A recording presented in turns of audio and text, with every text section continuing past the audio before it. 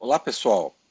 Essa é a última parte da introdução à comunicação e redes. E vamos tratar de modelos de rede, que vai ser algo que vai ser bastante explorado nessa disciplina. Então, em geral, se fala em três tipos de modelos, né? O primeiro que foi inventado, na verdade, antes de que essa área teve notoriedade, é redes de grafos aleatórios, redes de mundo pequeno, né, small world em inglês, e redes sem escala, scale free. Eu já tratei de vocês, esses aqui são aqueles dois artigos seminais da área de redes complexas. E isso aí é interessante porque eu recomendo assistir esse vídeo.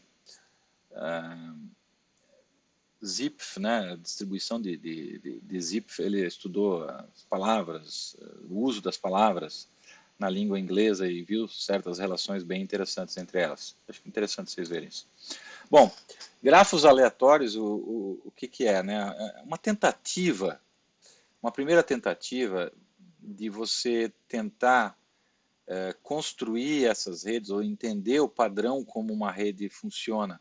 Porque se você entender o padrão como funciona uma rede social, uma rede tecnológica, uma rede biológica, uma rede de informação, aí você consegue interpretar melhor o que acontece nela, você consegue fazer previsões e você consegue compreender os fenômenos que acontecem ali dentro. Né? Então, os pesquisadores até hoje tentam compreender exatamente como é que a rede funciona. Inclusive, possivelmente para epidemias, vão ter que encontrar alguma coisa diferente para conseguir entender melhor como que se dá a transmissão das doenças, por exemplo, no caso do coronavírus. Então, existe uma questão de construir de maneira sintética para você poder simular os comportamentos, né?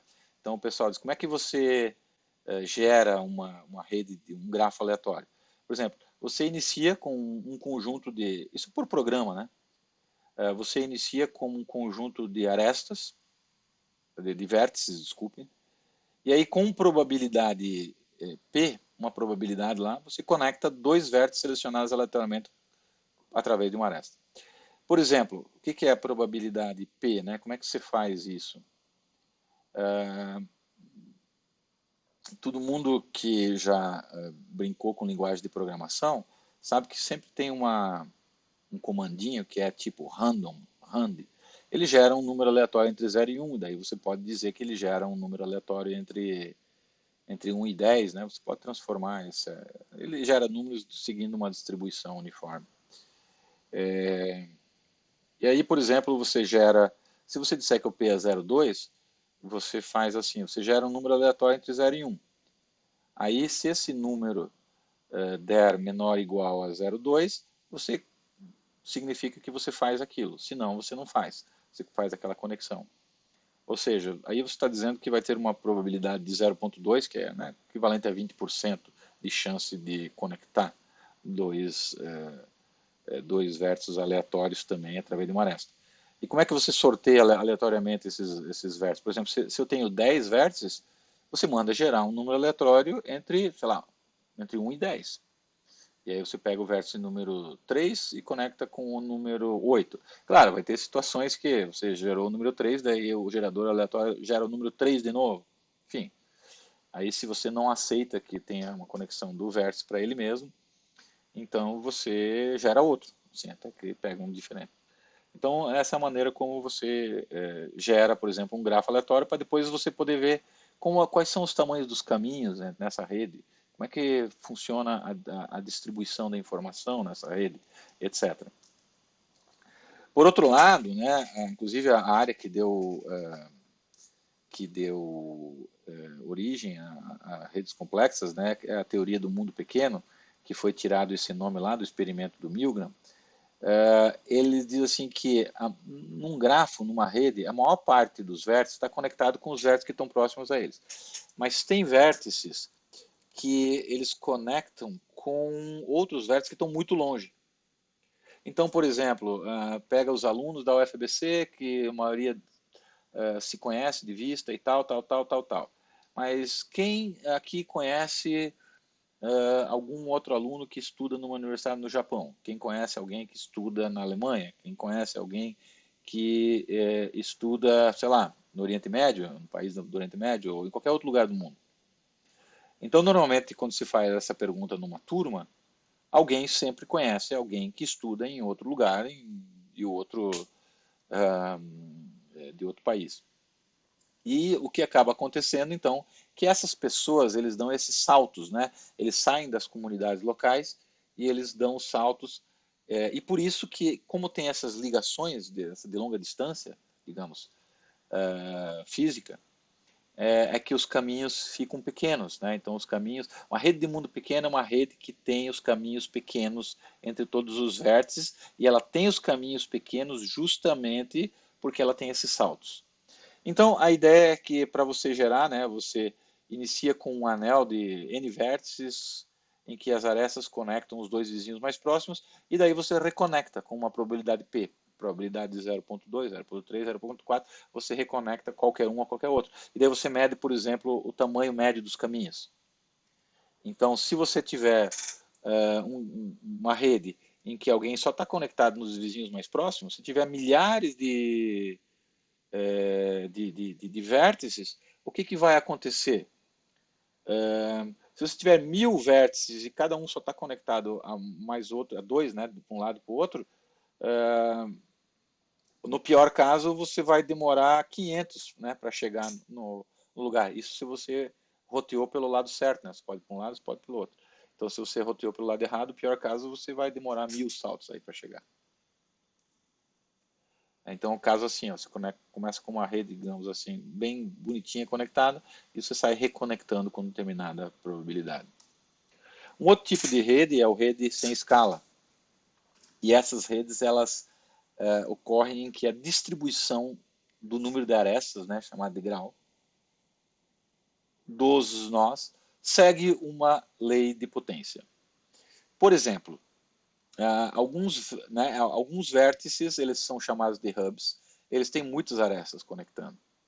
Se você pegar, por exemplo, redes de seguidores, né, em redes sociais, você tem pessoas muito famosas que têm milhões de seguidores, e as pessoas normais, digamos assim, elas têm dezenas, ou no máximo centenas de seguidores. Não é muito fácil você ter muitos seguidores numa rede social se você não posta conteúdo que, se você não é conhecido ou não posta um conteúdo que seja interessante.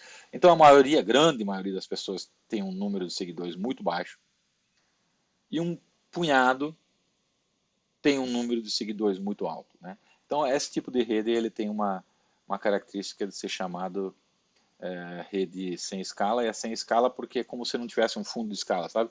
É como se tem gente que pode ter muitas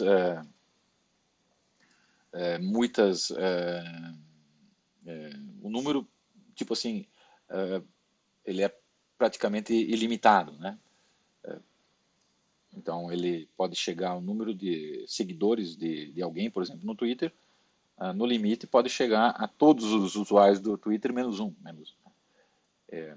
Então por isso que se diz que ela não tem escala, não tem um limite para um número de conexões.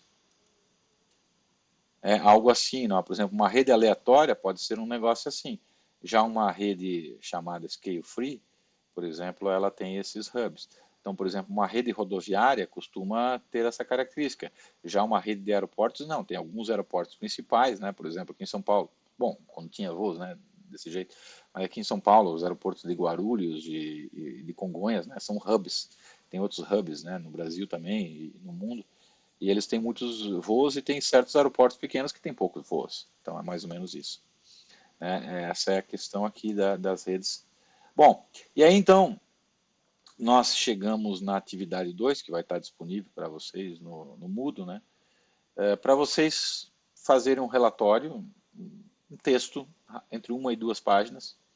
Eu digo entre 1 e 2 páginas só para ninguém pensar que pode escrever 2 linhas, que está bom, porque 2 linhas não está bom.